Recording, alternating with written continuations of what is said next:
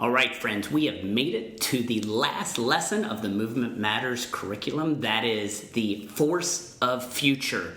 And future is a prevailing thought in the restoration movement because our people have always been looking ahead at what can be. I mean, if you even consider the idea that for Christians, ahead is eternity, and our goal is not just to have our eyes focused on that for ourselves, but to help other people join us there. And that has driven us since the very beginning.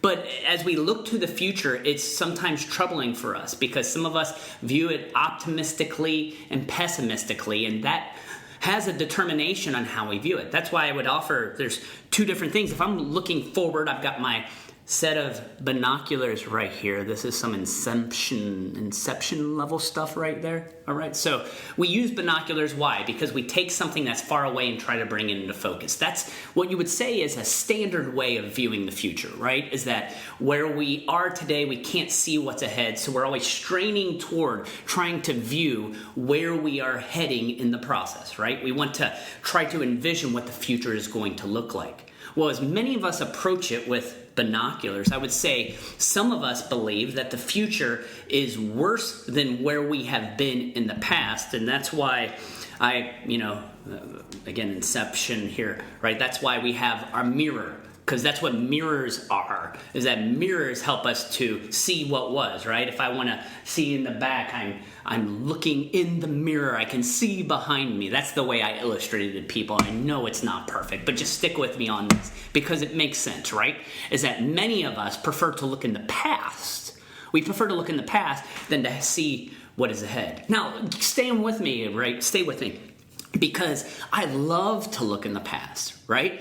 Even behind me in this series, I have a pulpit that actually sat in a Restoration Movement church, a piece of stained glass that was historic in one of these churches. That's why I love the ability to see what was behind us, but what we don't do is memorialize it to the point that we limit the potential for the future. And that's what we grapple with in the force of future. So we are taking a less look at what was behind us, but trying to envision who we are.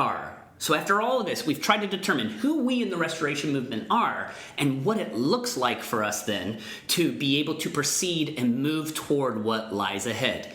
And even though this lesson will be challenging for some, I think it's important for us to see is that we have to make a determination. If we're really restoring New Testament Christianity, that means that the point of restoration is to contextualize and make the gospel relevant for people in the here and now so that they can in the future join us for eternity. And this is a great conversation then for you to be able to have with others. And that's my hope as we wrap up this series, is that all of these lessons show us who we were, what we went through, but most importantly, what are we going to do with it now? Because this whole study is useless if it has no impact on the future. So that's my challenge to you as we wrap up this lesson. I hope that it's been encouraging, maybe informative, maybe even provided some heartburn, because out of those negative things that we go through, we can change the trajectory of our very futures. So I hope you enjoyed this last lesson. I hope you've enjoyed this series. I'm sure I'll continue to put resources on my personal website, www.houseofcar.com/movement. Thanks for journeying with me. I hope that your journeys in the Restoration Movement continue to be hopeful and wonderful as we push toward a brighter future.